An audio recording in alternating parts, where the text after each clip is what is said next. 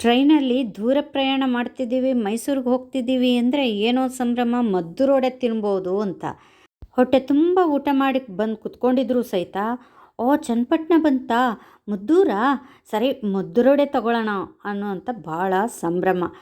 ಏನು ಈ ಮದ್ದೂರೊಡೆ ಅಷ್ಟು ರುಚಿನಾ?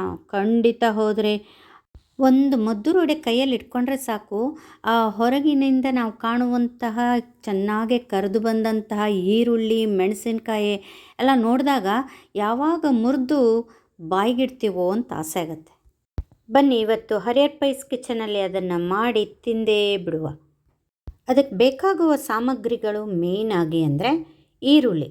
ನಾನು 4 ದೊಡ್ಡ ದೊಡ್ಡ ಈರುಳ್ಳಿಗಳನ್ನು ಸಪೂರವಾಗಿ ಹೀಗೆ ಸ್ಲೈಸ್ ಮಾಡಿ ಹೆಚ್ಚಿಟ್ಕೊಂಡಿದ್ದೇನೆ.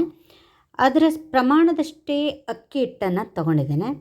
ಇನ್ನು ಅಕ್ಕಿ ಹಿಟ್ಟಿನ ಕಾಲು ಭಾಗದಷ್ಟು ನಾನು ಈಗ ಉಪ್ಪಿಟ್ಟು ರವೆ ಅಥವಾ ಮೀಡಿಯಮ್ ರವೆ ಇಷ್ಟು ದಪ್ಪಗಿರುತ್ತೆ ನೋಡಿ, ಅದನ್ನು ತಗೊಂಡಿದ್ದೇನೆ.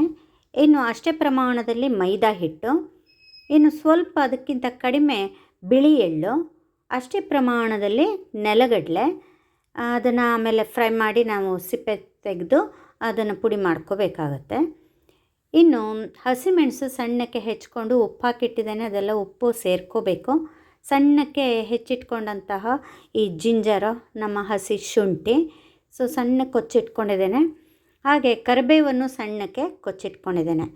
ಇನ್ನು ಉಳಿದಂಥ ಸಾಮಗ್ರಿಗಳು ಅಂದರೆ ಸ್ವಲ್ಪ ಪ್ರಮಾಣದಲ್ಲೆಲ್ಲ ಮಸಾಲಾಂಶಗಳು, ಖಾರದ ಪುಡಿ 1 ಟೇಬಲ್ ಸ್ಪೂನ್ ಉಪ್ಪು ಮತ್ತು ಇಂಗು ಒಂದು ಸ್ವಲ್ಪ ರುಚಿಗೆ. ಈಗ ಹೇಗೆ ಮಾಡೋದು ಅಂತ ನೋಡೋಣ ಬನ್ನಿ.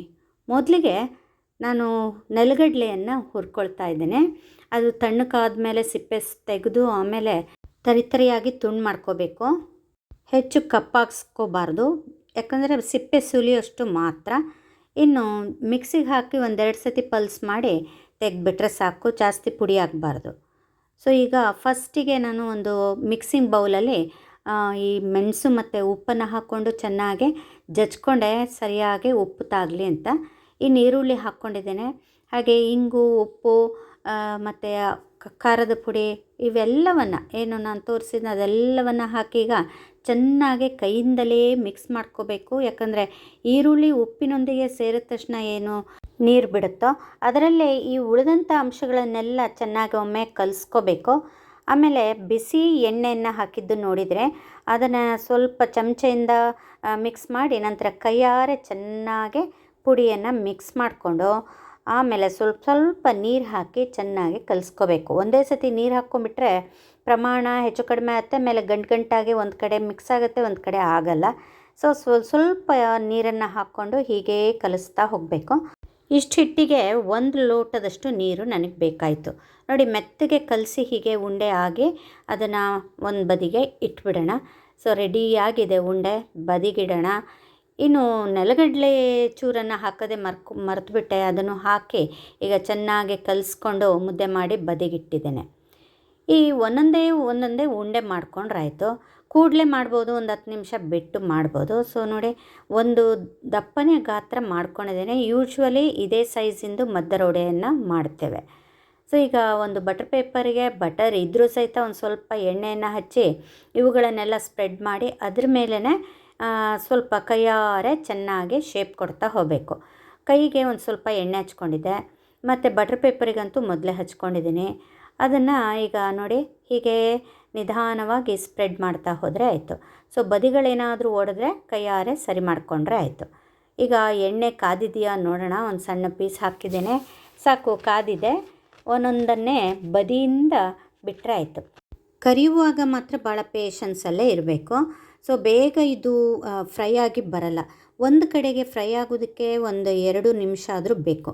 ಆಮೇಲೆ ಎಣ್ಣೆನ ಆಗಾಗ ಸ್ಪ್ಲ್ಯಾಶ್ ಮಾಡ್ತಾ ಇರಬೇಕು. ಫ್ಲಿಪ್ಪು ಆದಮೇಲೆ ಅದನ್ನು ಮತ್ತೆ ಮಗ್ಚಾಕೋದು 2 ಬಾರಿ ಆದರೂ ಹಿಂದೆ ಮುಂದೆ ಮಗ್ಚಾಕ್ತಾ ಇದ್ದರೆ ಮಾತ್ರ 2 ಕಡೆಗೆ ಈವನಾಗಿ ಫ್ರೈ ಆಗಿ ಬರುತ್ತೆ ನೋಡಿ. ಈಗ ಫಸ್ಟ್ ರೌಂಡ್ ಆಗಿದೆ. ಇನ್ನು ಹಾಗೆ ಒಂದೊಂದನ್ನೇ ತಟ್ಟಿ ನಾನು 2 ಒಟ್ಟೊಟ್ಟಿಗೆ ಕಾಯಿಸ್ತಾ ಇದ್ದೇನೆ. ಅದು ಅಂಟದಂತೆ ಒಂದು ಹಾಕಿ ಒಂದು 10 ಸೆಕೆಂಡ್ ಆದ ಮೇಲೆ ಮತ್ತೊಂದನ್ನು ಹಾಕಬೇಕು. ಎರಡೂ ಚೆನ್ನಾಗಿ ಕಾದು ಫ್ರೈ ಆಗಿ ಬರುತ್ತೆ. ಇದು ಬೇರೆ ಯಾವುದಾದ್ರೂ ತಟ್ಟೆ, ಲೋಟ ಅದು ಇದು ಅಂತ ಇಟ್ಕೊಂಡು ಪ್ರೆಸ್ ಮಾಡಿದ್ರೆ ಚೆಂದ ಈವನ್ ಆಗಿ ಬರಲ್ಲ. ಬದಿಗಳೆಲ್ಲ ಒಡೆಯುತ್ತೆ. ಸೊ ಕೈಯಾರೆ ಹೀಗೆ ತಟ್ಕೊಳ್ಳೋದೇ ಬೆಟರು. ಇನ್ನು ಬಟರ್ ಪೇಪರೇ ಹಾಕಬೇಕು ಅನ್ನೋದು ಏನಿಲ್ಲ, ನಾವು ಪ್ಲಾಸ್ಟಿಕ್ ಕವರನ್ನು ಬಳಸ್ಕೋಬೋದು. ನೋಡಿ ಈಗ ಎಲ್ಲ ರೆಡಿಯಾಗಿದೆ. ಸಾಧಾರಣ ದಪ್ಪ ಇದೆ. ಇನ್ನು ಅದು ಟೆಕ್ಸ್ಚರ್ ನೋಡಿದ್ರೆ ನಿಮಗೆ ಖುಷಿ ಆಗ್ಬೋದು, ಎಳ್ಳೆಲ್ಲ ಕಾಣ್ತಾ ಇದೆ. ರವೆ ಸ್ವಲ್ಪ ದಪ್ಪ ರವೆ ತೊಗೊಂಡ್ರಂತೂ ಎದ್ದೆದ್ದು ಮೇಲೆಲ್ಲ ಕಾಣುತ್ತೆ. ನಾನು ಅದನ್ನು ಇಷ್ಟಪಡಲ್ಲ. ಸೊ ರವೆ ವಡೆ ಆಗಿಬಿಡುತ್ತದು ಅಂಥೇಳಿ ಇದಕ್ಕೆ ಸಣ್ಣ ರವೆ, ಸಾಧಾರಣ ಮೀಡಿಯಮ್ ರವೆಯನ್ನೇ ಯೂಸ್ ಮಾಡಿದೆ. ನೋಡಿ ಬದಿಗಳೆಲ್ಲ ಎಷ್ಟು ಗರಿ ಗರಿ ಇದೆ, ಮಧ್ಯದಲ್ಲಿ ಸಾಧಾರಣ ಗರಿ ಇದೆ. ಒಟ್ಟಿನಲ್ಲಿ ಮದ್ದೂರೊಡೆ ಅಂದರೆ ಅದರ ಸ್ಪೆಷಾಲಿಟಿ ತಿಂದವರಿಗೆ ಗೊತ್ತು. ಗರಿಗರಿ ಮಾಡಿ ಡಬ್ಬದಲ್ಲಿ ಹಾಕ್ಕೊಂಡಿಟ್ಕೊಂಡ್ರೆ 2 ದಿನ ತಿನ್ನಲಿಕ್ಕೆ ಏನೂ ತೊಂದರೆ ಇಲ್ಲ. ಹಾಗಾದರೆ ನೀವು ಮದ್ದೂರೊಡೆ ಮಾಡಲಿಕ್ಕೆ ನನ್ನ ವಿಡಿಯೋ ಯೂಸ್ ಆಗುತ್ತಾ? ಹೌದಾದರೆ ಲೈಕ್ ಒಂದನ್ನು ಕೊಡೋದು ಮರಿಬೇಡಿ. ಶೇರ್ ಮಾಡಿ ನಿಮ್ಮ ಫ್ರೆಂಡ್ಸ್ ಆ್ಯಂಡ್ ರಿಲೇಟಿವ್ಸೊಂದಿಗೆ. ಹಾಗೆ ಕಮೆಂಟ್ ಮಾಡೋದನ್ನು ಮರಿಬೇಡಿ. Thank you for watching. Bye.